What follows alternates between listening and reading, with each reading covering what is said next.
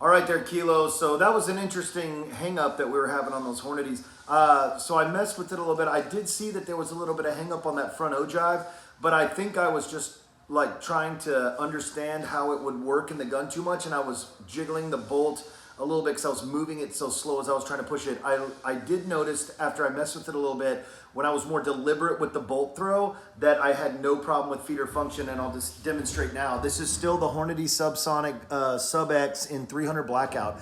Like I said, with that ogive being shorter here on the projectile, the ogive being the tapered part, on those, it's getting hung up. But like I said, once it was more deliberate, I didn't see that problem. Chamber is empty, we're on safe, and let's run it through. Okay, in. 2, 3, 4, 5, and the last is 6. Chamber's clear, mag is empty.